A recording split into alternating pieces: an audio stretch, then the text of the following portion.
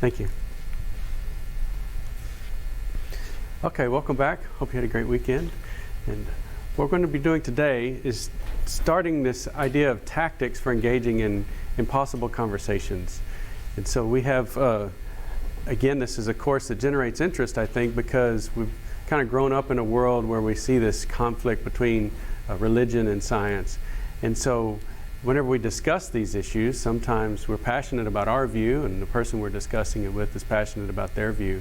And it's difficult to really engage in a good conversation, that tensions rise and so on. And so today we're going to start the sort of the method of having good conversations. We're not really trying to push a particular view of science and religion today at all. In fact, in the whole course. But we're trying to educate you about the conflict, about science and religion's interplay throughout history, to give you a broader perspective. And then in today specifically, we want to talk about skills and engaging in these conversations. So the sources for today's lecture are two, mostly Greg Koukl and Peter Boghossian. Now, Greg Koukl is a Christian apologist. He's a philosopher, theologian, so he's most definitely in the Christian camp. He spends most of his time on his radio show and at conferences teaching people to engage in these difficult conversations. Now, his goal particularly is to engage in the conversation to make the case for the truth of Christianity. Okay? And I wanted to use his material not because of that, but because he has really changed the way I engage in conversations. So he really taught me how to listen. And so I think that would be a great thing if I could teach you guys how to listen during a conversation. Now, in order to sort of broaden the sources too, I brought in Peter Boghossian's source too. And he is not a Christian, he's an atheist. He's also a philosophy professor. And he wrote a book, kind of like Greg Koukl's book, only on the atheist side. It's called Manual for Creating Atheists. Okay? But it engages in the same kinds of conversation and listening skills. And so these conversational and listening skills are universal. They're just decency, basically valuing the person that you're talking to. But the material is coming from these two books. And so that's why it's called Tactics for Impossible Conversations. I'm using the book Tactics, Greg Koukl's book Tactics. And then I'm also using some excerpts from Peter Boghossian's book, How to Have Impossible Conversations. And he's underlined possible. He says this is a very practical guide. So it is very practical, and that's what we're going to be doing today, is really trying to talk about how do we engage in conversation with people who we probably don't agree with. Okay? And pretty much anybody you have a conversation with, there's going to be something that you guys disagree with each other on. And so this is just a skill for when you reach those areas where you might have some disagreement, that you can have a way to navigate that where neither side gets agitated or upset. That doesn't mean that you have to just suppress your opinions, but you can express your opinions in a way that doesn't upset the other person, and that you can also hear what they have to say. And so this is the wrong method, okay? Have y'all seen this before? The Argument Clinic by Monty Python? Okay. So the video probably will get copy strike for this, but we'll go on anyway. So this is not how to have a productive conversation. But it's pretty funny when you think about what an argument is. That's not what we're talking about. They said an intellectual collection of statements to make a proposition. I mean, that's when we talk about arguing for a position. And so getting into a conversation may lead to an argument, but you want it to be a productive argument. You don't want it to be something like this, you know. It is, it isn't. So that's not going to get you anywhere. So how do I talk to someone who is the exact opposite of me on every issue? You know, sometimes you just get that vibe. You're standing in line and you're like, I want to talk to this person, ask them something, but I don't want the conversation necessarily to go too far because I probably disagree with this person on everything. Okay? And I guess the key here from Peter Boghossian's book, he says, you need to switch from viewing people as opponents or moral degenerates if you have opinions, like they state an opinion and you disagree with it. Instead of just ignoring them, you can still engage in a conversation, but just don't view them as an enemy or a moral degenerate or what have you. See them as a valued partner or collaborator. Now, what are they collaborating with you on? Well, for one thing, you'll learn more about their position and how they came to their conclusions. And so shift your goal from winning to understanding. So that's a key right there, is to shift your goal in a conversation with somebody from winning. And what would winning be? Many times we think winning would just be getting them to agree with us.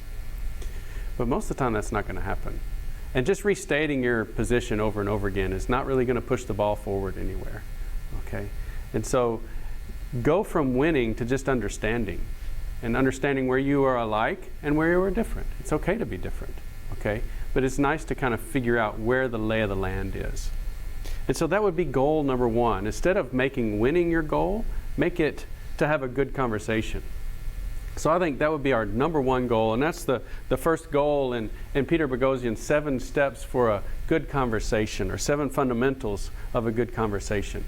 That goal is important. Now maybe you do want to convince somebody. Maybe you're trying to make the case for whatever your worldview is. Maybe it's make the case for science. Maybe you're passionate about climate change and you want to convince somebody that that's significant. So you may have a goal, that is to inform somebody and get them to come more towards your position.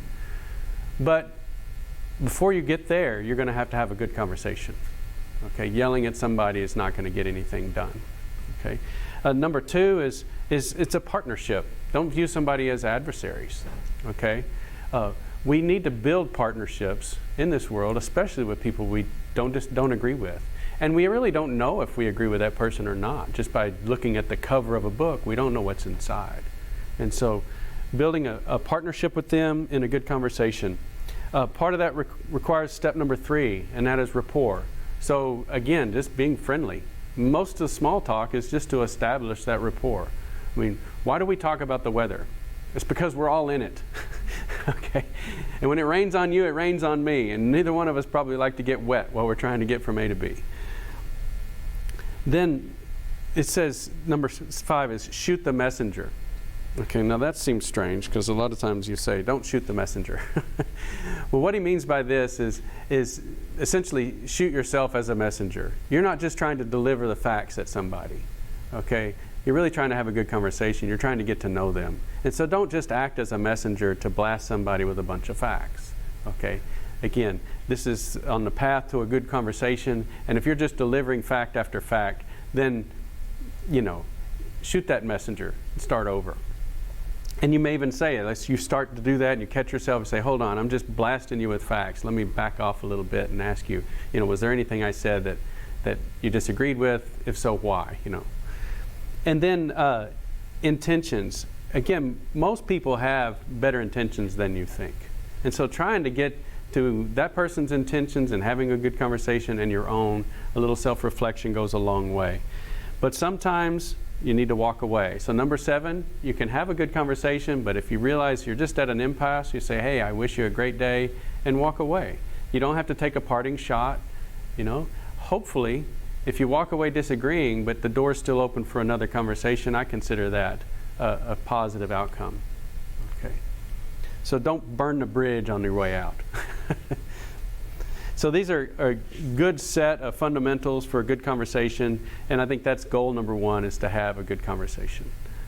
Now rule number 1, this is one of Greg Koukl's rules, and it's kind of an aspirational goal. Okay, you really can't control the situation this well, but you can control your own behavior. And so if either party gets angry, you've lost. So you're the one that's trying to be intentional in this conversation, and so raise a high bar for yourself. If you get angry, you've lost. That's obvious. You lost your temper. But if they get angry, you've probably lost too. You've pushed too hard. You've pushed too far. You've said some things in an uncharitable way. You've probably upset them. Okay? And so when you get angry, you look belligerent. You may raise your voice. You start cutting them off. These kinds of behaviors do not lead to a good conversation. Okay? And this is a shift. You're starting to switch from persuasion to power. You're trying to speak louder than them, trying to speak faster than them. And power can only coerce. It really doesn't persuade. And so we'd like to have a good conversation. If you're trying to persuade somebody, you'd like to do it in a persuasive way, not a power way. And then the other thing, what if the other person gets mad? If you've made them mad, they're going to be defensive, and defensive people are not really able to evaluate counterclaims. They drop the drawbridge, and they put up the walls, and there's not any new information that's going to get through their filters once they get defensive. And you might even see yourself getting defensive. And you realize, I'm getting defensive, that means I'm not listening. You shut those ears off. Okay. And so there may not be any way to avoid upsetting somebody. You know, sometimes it's your ideas that upset somebody. But make sure it's not your behavior. You know, your ideas may be upsetting, but hopefully your behavior is not. And then rule number 2. So rule number 1, again, was try to keep the tempers down on both sides. Rule number 2 is my golden ratio, 2 to 1. 2 ears, 1 mouth. So hopefully you listen in that proportion. You know, you should be listening in a conversation, and listening is not just waiting for your turn to make your next point. Okay, how many people, you don't have to raise your hands, but just think about your own behavior. How many times when you're in a conversation, are you just waiting to say what they cut you off, you know, and you didn't get to say what you were going to say last time, and so you're really not listening to them, you're just waiting for your chance to finish your point and make the next one. Okay, and so that's against this rule number 2, as thinking, okay, wait a minute, they're speaking, and a lot of times you think, well, I already know what they're going to say, and you're starting to think about your next point, okay? And so I think it's best to catch yourself on that and start listening to what they're saying, and listen to the nuances, listen to their word choices. And so this is the thing, how can I listen calmly when someone says something stupid or offensive? And we'll get a chance to put some statements on these cards and react to them in a minute. Okay, so you know, you'll need to write down something that someone has said that was offensive to you, or something that was stupid, or an assertion, a bold assertion, and that you want to then wrestle with. Okay. Well, it becomes easier with practice. A lot of times when you hear something that you just can't stand, you immediately get defensive, and you want to start shotgunning back points against that. Okay, but already you've started getting defensive, and tempers are starting to rise. Okay, so a way to sort of keep yourself in check is to not listen to their assertions. Okay, they're asserting a particular point of view that you disagree with. Listen to their word choices. So listening to their word choices gets you off the defensive and more engaged in the conversation. And so that's really what we're doing today, is we're focusing on the usage of words. It ties back into the previous lecture, where we have words, terms, and concepts. Now when we communicate in words. Those are the tangible things. They're either written down or they're spoken. Okay? And that's what we have to deal with. Most of the time we don't know what the terms, and certainly don't know what the concepts are. And so you listening to word choices is the way we engage in a good conversation. And so this leads to our first question, our first tactical question, and that is, what do you mean by that?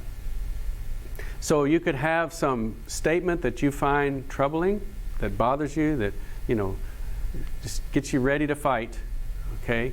And instead of listening to the assertion that makes you defensive, listen to the word choices. Ask for more information, because it's a very low risk and low tense skill to just talk about the particular words. What did you mean by that word? And so Greg Koukl, in his book, he calls this Columbo question number 1. Columbo is an old detective. I don't know if anybody in this generation has seen Columbo. It was an old detective show in the 70s. Okay, I think even when I was a kid, I was watching the reruns. Okay, but he was a kind of a disheveled investigator, and the criminals always thought he was an idiot and a buffoon, because he would ask just real calm questions. He was the best questioner, and he would ask seemingly innocuous questions that had nothing to do with the crime. And the people thought, oh, this guy is not going to catch me. This detective can't even find his pencil. You know, he's scrambling around. He gets a pencil, he gets a piece of paper, and he starts to write down some innocuous, you know, answers to the questions that he's asking. And then as he's leaving, he goes, oh, wait a second, there's just one more question, and that's always the one he really came to ask. Okay. So Greg Koukl uses this guy in his book, and this is his Columbo number 1 question. What did you mean by that? And so what we're going to do, we're going to practice. We're going to pass out these cards, and we're going to write down a claim, some claim that you've heard. So if I could get you to help, Cameron.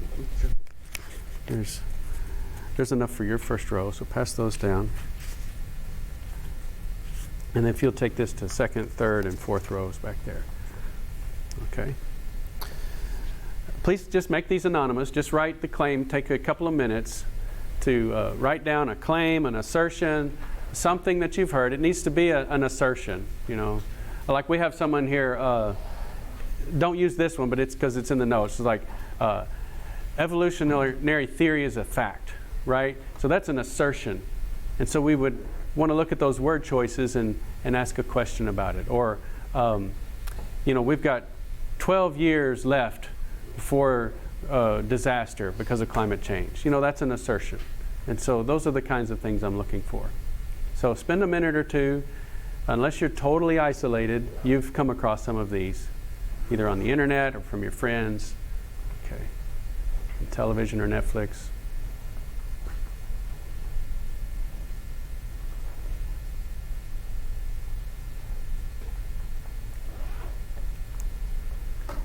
And then we're going to scramble them up. So don't worry about yours being read out loud right in front of you. It's okay. So I'm going to swap the rows around. And so yours might get read, but it won't be by you. When you say a claim, do you mean like just like say like the world is flat kind of thing? Or like something that like, makes us like mad?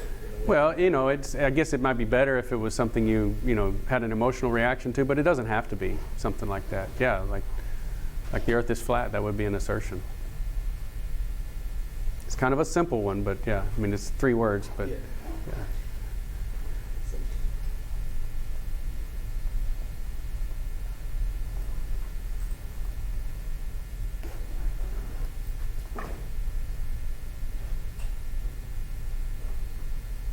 So like you're sitting in Starbucks and the table next to you and they're talking and somebody makes an assertion and you're just like, oh man, I want to comment on that. Right? That's the kind of thing I'm talking about.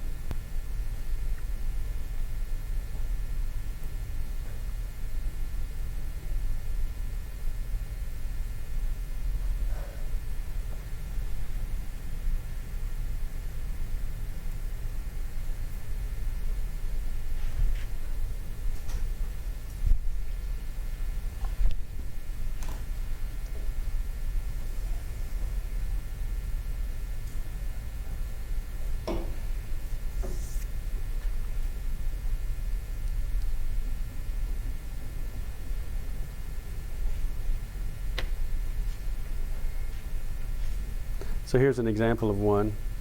So this is like you make a claim on the card. This is actually from our reading, Einstein quote. Okay. And so then you'll pass these down to the end. So you can pass them down to the end. Is everybody done? Does anybody need more time? Okay. So pass them down, I guess, down to this end.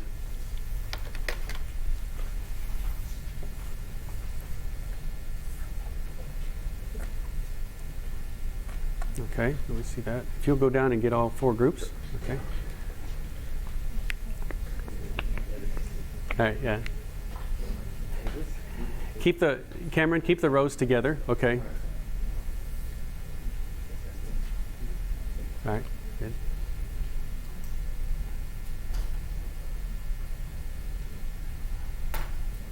Okay. Excellent. All right. So I'm going to switch these up. And so, let's see. Do you remember how you stacked them? Yeah. Okay. So all the, yeah. This is the first row. Okay. Yeah. So this word is that's this row right here. Oh, that's that row. Okay. Then here's the other one that was. So they're kind of reverse. Okay. So go ahead and like move your row to row 3rd. Yeah. Yeah. So just swap them by 2, like, and then pass them out again. Okay. Yeah.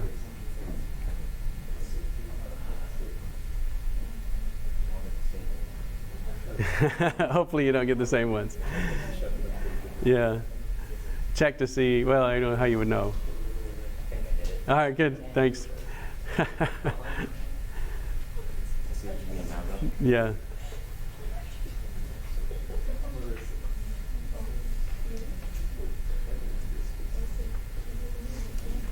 Okay. Do you have a spare over there, Jules? Do you have 2? Take one of the back, please. For Paris, yeah.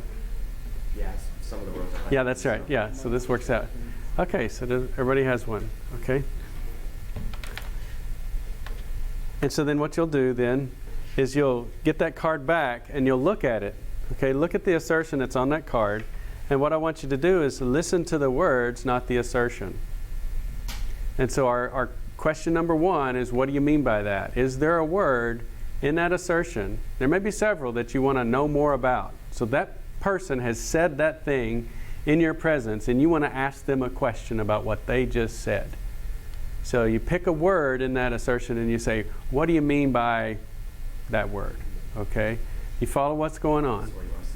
You could circle it, yeah. And so who has a good one that they would like? Okay, go ahead, Jesus.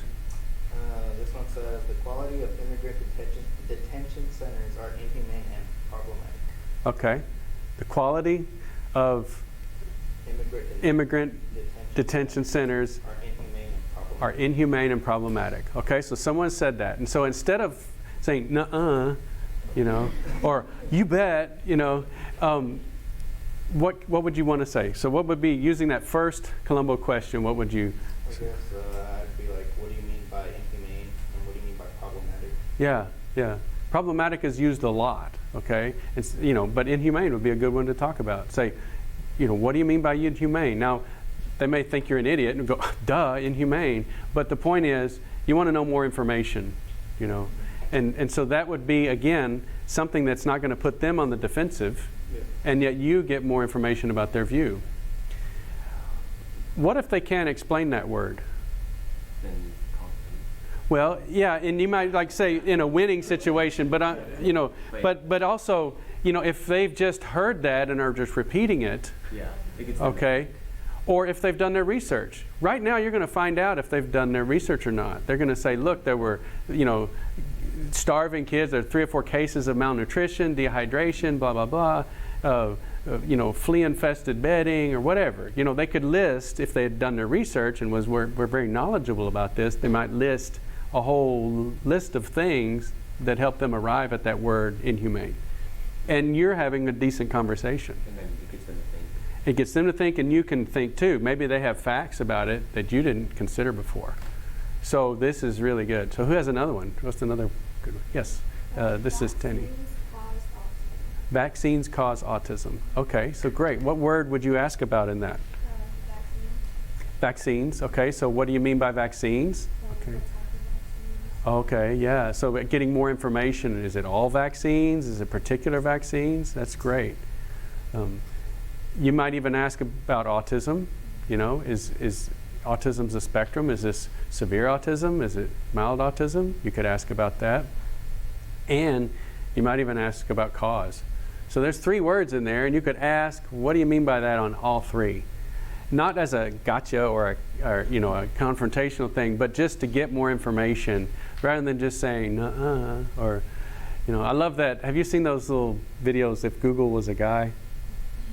Seen that? It's like a guy in an office with paperwork and everything, as if Google was a guy. You go in and ask him a question, and he comes back. And so this was one, this person comes in, and she sits down in the chair, and he says, what can I do for you? And she says, do vaccines cause autism? And he has a stack of paper this big, and he says, because he's Google, he has all this information, and he goes, these are the studies that say they don't. And this is the study that says they do. And it's like one sheet of paper, and she goes, I knew it. She grabbed the piece of paper and walked out, and he goes, that's not how this works.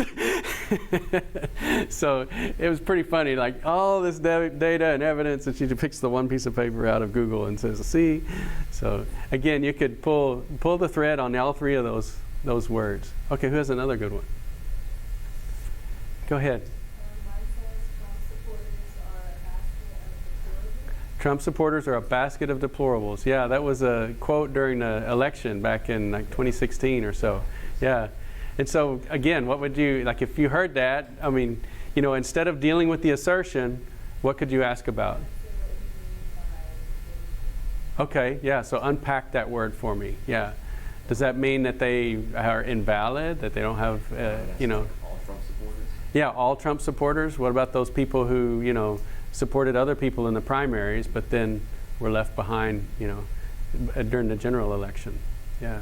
So there's lots of things that you could ask about that, rather than getting defensive about the assertion or just, cheering them on, saying, yeah. Okay, what else? Who has another good one? We've done politics, we've done vaccines, we've We did immigration. Yes, Kira. All college students do is party. Yeah. Okay. So what would you ask about that? You know, because I picture like this is maybe an older person, you know, maybe someone my age, and I was like, they haven't turned in their work until the last second. All they do is party, you know. So what would you ask me if I said that? All these college students are partying all the time. I would just ask about the word party, like, are we talking about a study party? Yeah, there you go, study party. Yeah. Is partying bad, you know? Is it how you party? Is it what you do at the party? Yeah, you know, celebration. College students. Yeah, the word all is always a big one. Say all. I mean, you can do that just kind of as a little bit of a pushback and say all, you know? Yeah. You need to do college, like full-time, part-time. Yeah, that's right. Yeah, exactly. There really is no classical college student anymore. I mean, how many people commute or have other jobs and so on? I mean, we have a large traditional, what they call, quote, traditional student population, but that's shrinking. You know, those are the students who are living in the dorms and taking a full load and no external work. At SAM, that's not the case. We've got a huge, I don't know if it's a majority, but most of our students have other jobs. I mean, they're commuting in and so on. So a lot of them, and with families too, they don't have a lot of time to party. So again, that would be something you could have a good conversation about without just saying, okay, boomer. Right. Who else? Come on, there's a juicy one out there, and you're like, I don't want to read this one out loud. Yes, Nika. Yeah. Women have it easier than men. Wow. Women have it easier than men. That's an assertion. Something you want to talk about, isn't it? That's right. Yeah, exactly. So what could you do? So that's an assertion that's going to get your blood pressure going, isn't it? Your flushed face, you know? And so then you gotta try not to react, but then you still want to engage. So again, what would you do with that? What do you mean by easier? Yeah, absolutely. That's where I would go with it too. I said, okay, interesting. What do you mean by easier? You know, and then you're on to, that's probably a real quick dive into a good conversation. You know, they might have some examples, and you might on a couple of those say, okay, but what about this and this and this? You know, and then, but then on their examples, use that question again rather than getting defensive. Like they hit you with 7 examples, and you're like, yeah, but what about this? I mean, again, it's not a word game. You can use this in the wrong way. Like, you know, like if Jennifer asked me, would you take out the trash? I was like, well, what do you mean by trash? I'm going to get in trouble, okay? You know, what do you mean by out? You know, but again, to not play games with it, you know, you even with something as pushy as that statement, you don't have to get into a fight over it. You could say, well, what do you mean by easier? I mean, really, let's talk about this. Yeah, and you can enter into a good conversation. So we just keep track of the time for you guys. Okay. So we have some examples from the readings. Okay, this one example. So we could ask, you know, Einstein, well, what do you mean by science? We kind of did that last time, talking about what is science and what is religion. So those are 2 big words in this statement. We could also ask about lame. You know, how is science lame without religion? You know, and if I made this statement and I would say, well, you know, science is about knowing things in the material world. If there is an immaterial world, science can't really address that. And so in that sense, it's lame. It's not like lame like a you know, a 12-year-old kid goes, you're lame, you know. It's lame in that it can't address the metaphysical or the spiritual, okay? But then religion, how is it blind? You know, if religion is only about the spiritual and the metaphysical, does it have anything to do with the real world? Is it blind in the real world, or is it totally negating anything in the real world? And this is, again, just religion in general, broad categories, not necessarily Christianity or any particular religion. And so you could unpack this, you could ask questions about those 4 things and really get into a good conversation. It'd be neat to have that conversation with Einstein. So I'm sure he'd have a lot of cool things to say. Here's another example. This is statements that I've heard. If God were good, there would not be so much evil in the world. Okay?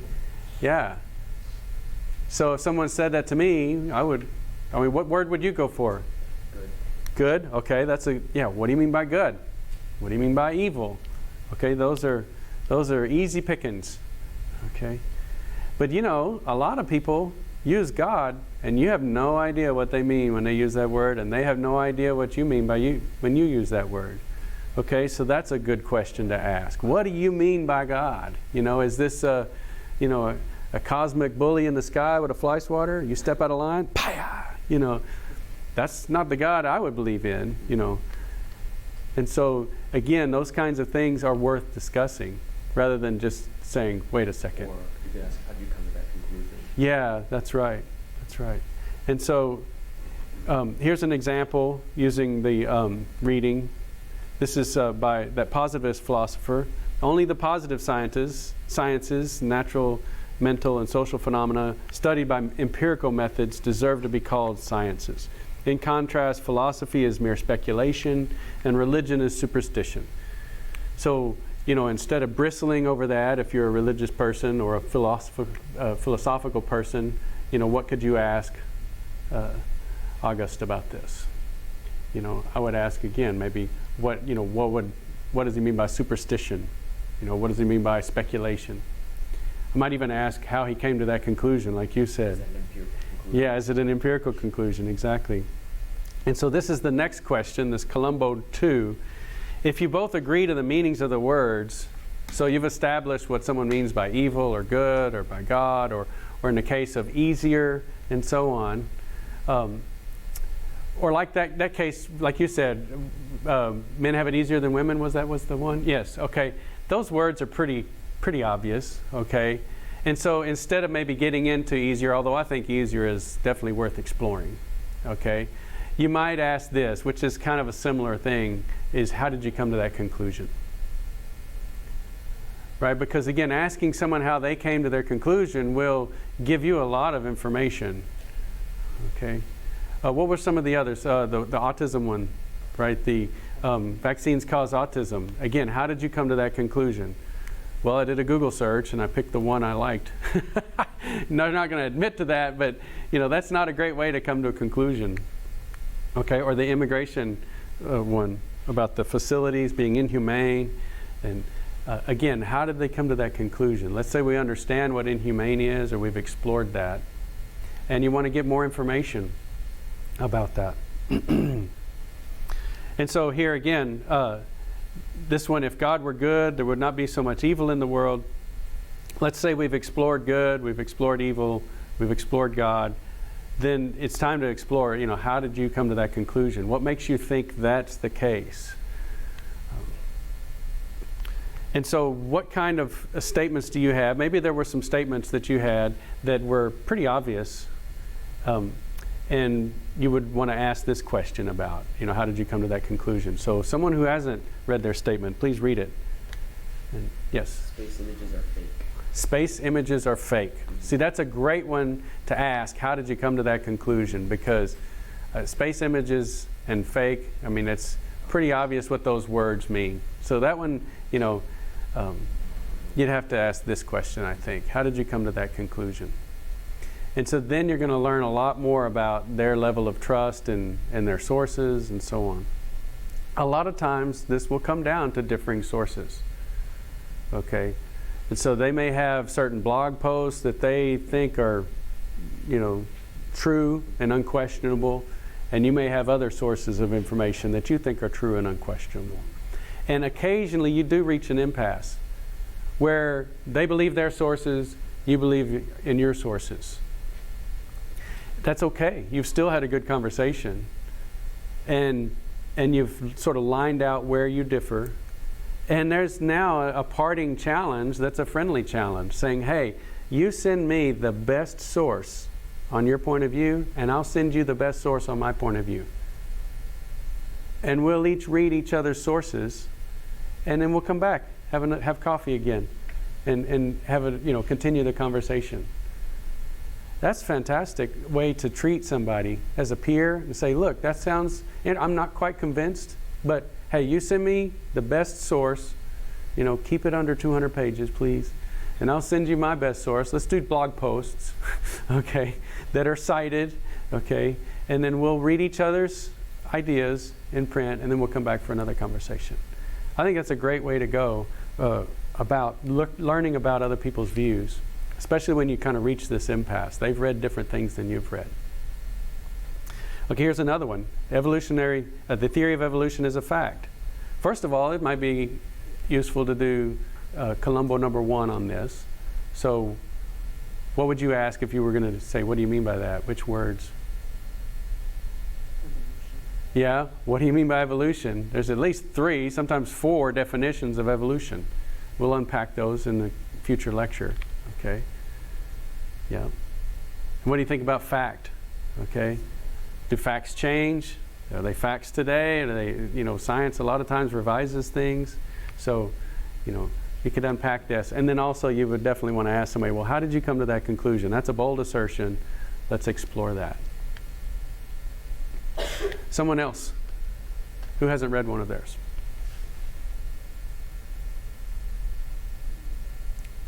Back row? Yes, go ahead.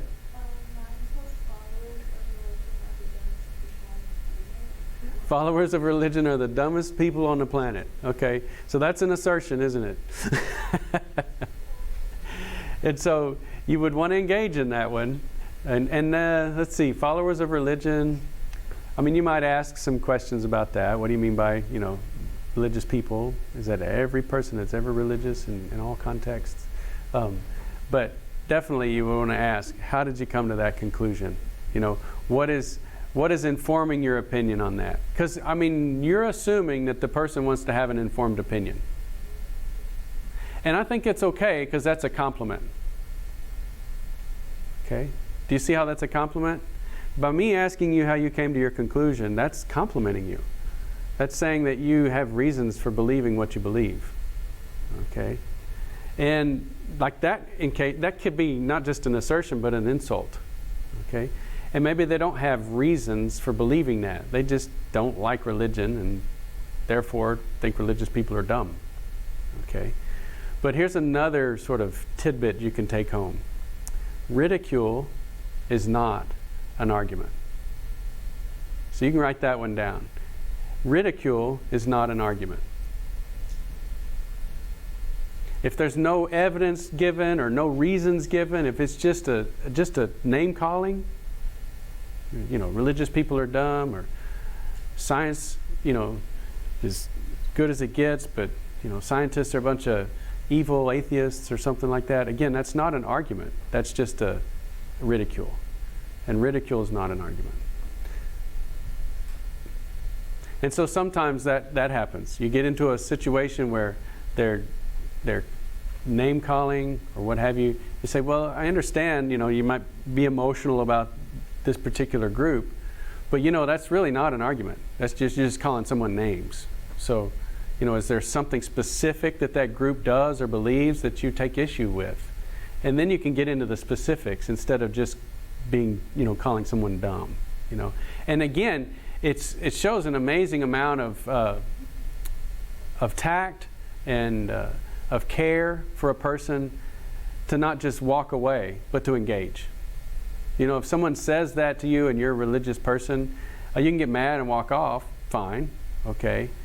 But you can say, well, that's your name calling. Is there something that religious people do that you take issue with? Or, be more specific than just calling them dumb, And I think that might lead to a good conversation, or it might not. Remember, rule number 7 in Boghossian's book is be ready to walk away, but at least you gave it a try.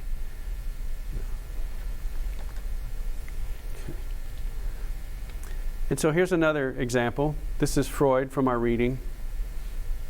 And he's saying the scientific Weltanschauung, which is worldview, and we'll use that word a lot in this course, not the German word, but the English word, worldview.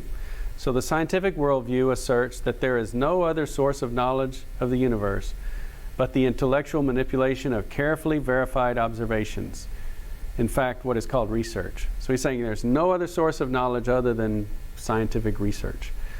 And that knowledge can be obtained, and no knowledge can be obtained from revelation intuition, or inspiration. So certainly we could ask what Weltanschauung means. All right, it means worldview.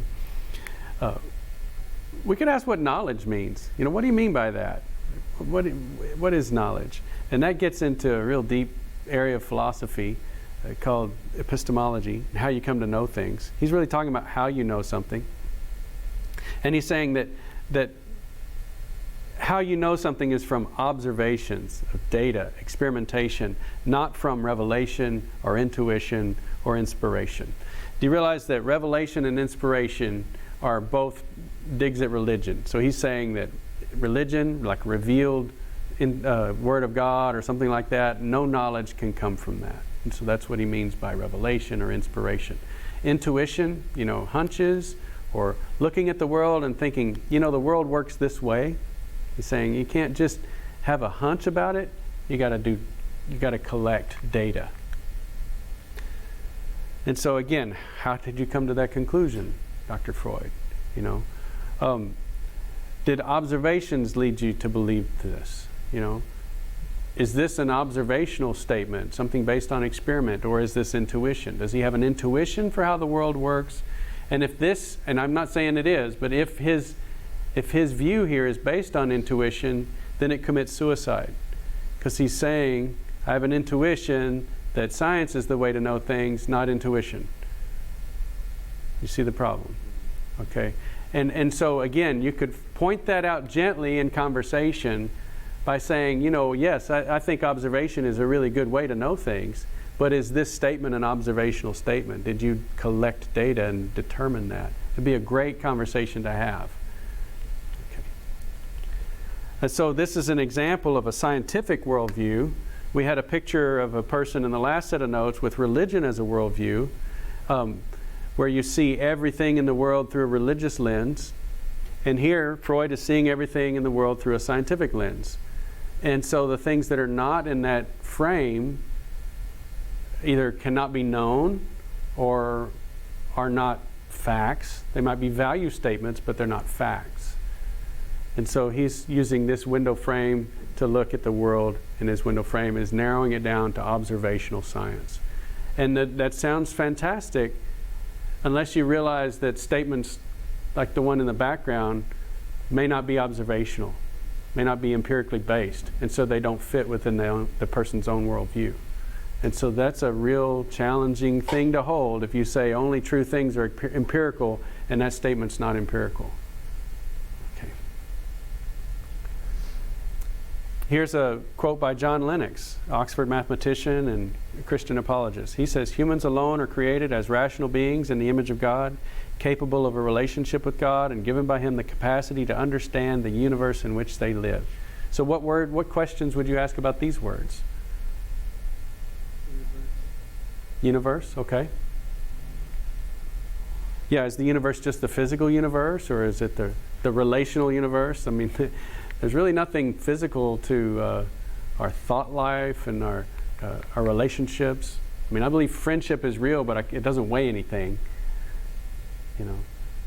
So what else would you ask about? Are there any other words in here that you would want to engage upon? Rational being. Yes, rational beings. I like that one. I would say, what do you mean by rational? Let's unpack that. And again, God. What do you mean by God? What do you mean by image? Image of God. What is that? So you can engage in these topics that the person makes in their assertion rather than just rejecting it outright or accepting it outright.